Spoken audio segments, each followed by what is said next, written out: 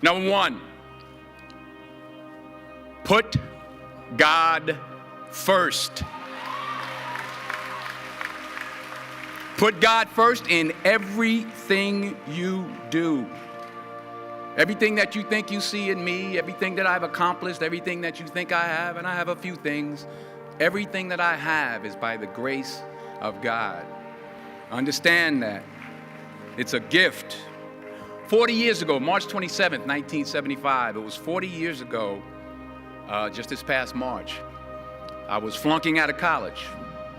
I had a 1.7 grade point average. I hope none of you can relate. I had a 1.7 grade point average. I was sitting in my mother's beauty shop. They still call it beauty shops now? What they call it now? Yeah, I was sitting in the beauty parlor. I was sitting in my mother's beauty parlor, and I'm looking in the mirror, and I see behind me this woman under the dryer. And every time she looked up, every time I looked up, she was looking at me, just looking me in the eye. And I didn't know who she was, and I said, she said, somebody give me a pen, give me a pencil, I have a prophecy. March 27, 1975, she said, boy, you are gonna travel the world and speak to millions of people. Now mind you, I was flunked out of college. I'm thinking about joining the army. I didn't know what I was gonna do, and she's telling me I'm gonna travel the world and speak to millions of people. Well, I have traveled the world, and I have spoke to millions of people. But that's not the most important thing, the success that I had. The most important thing is that what she taught me and what she told me that day has stayed with me since.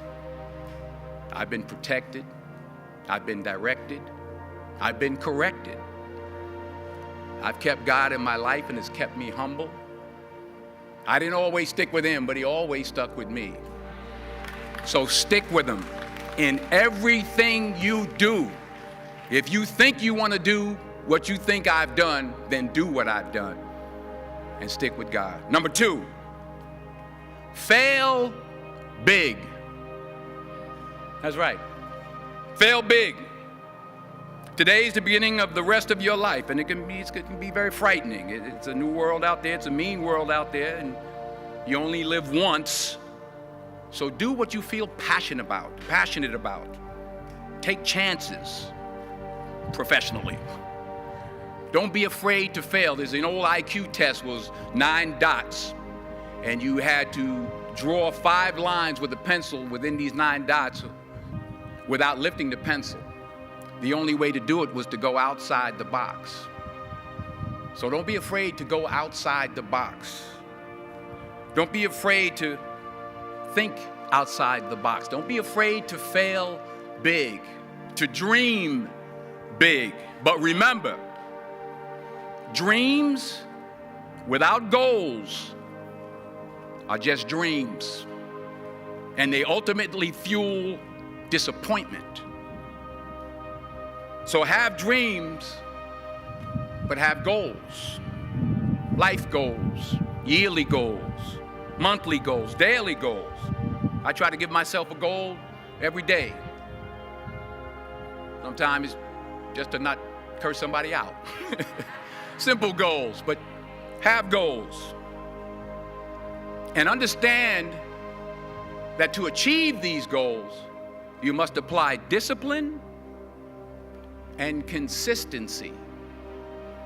In order to achieve your goals, you must apply discipline, which you have already done, and consistency every day, not just on Tuesday and miss a few days.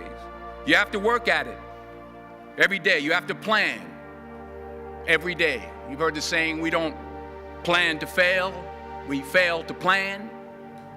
Hard work works. Working really hard is what successful people do. And in this text, tweet, twerk world that you've grown up in, remember, just because you're doing a lot more doesn't mean you're getting a lot more done. Remember that. Just because you're doing a lot more doesn't mean you're getting a lot more done. Don't confuse movement with progress. My mother told me, she said, yeah, because you can run in place all the time and never get anywhere. So continue to strive, continue to have goals, continue to progress. Number 3, you'll never see a U-Haul behind a hearse. I'll say it again. You'll never see a U-Haul behind a hearse. I don't care how much money you make, you can't take it with you. The Egyptians tried it. They got robbed. That's all they got. You can't take it with you. And it's not how much you have. It's what you do with what you have. We all have different talents. Some of you will be doctors, some lawyers, some scientists, some educators, some nurses, some teachers. Yeah, okay. Some preachers. The most selfish thing you can do in this world is help someone else. Why is it selfish? Because the gratification, the goodness that comes to you, the good feeling that I get from helping others, nothing's better than that. Well, one or two things, but nothing's better than that. Not jewelry, not big house I have, not the cars, but it's the joy. That's where the joy is, in helping others. That's where the success is, in helping others. Finally, I pray that you put your slippers way under the bed tonight, so that when you wake up in the morning, you have to get on your knees to reach them. And while you're down there, say thank you for grace. Thank you for mercy. Thank you for understanding. Thank you for wisdom. Thank you for parents. Thank you for love. Thank you for kindness. Thank you for humility. Thank you for peace. Thank you for prosperity. Say thank you in advance for what's already yours. It's how I live my life. That's why I am, one of the reasons why I am today.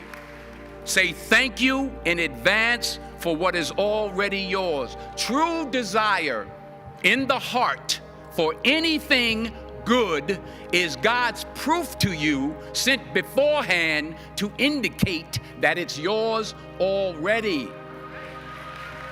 I'll say it again. True desire in the heart, that itch that you have, whatever it is you want to do, that thing that you want to do to help others and to grow and to make money, that desire, that itch, that's God's proof to you, sent beforehand already to indicate that it's yours. And anything you want good, you can have.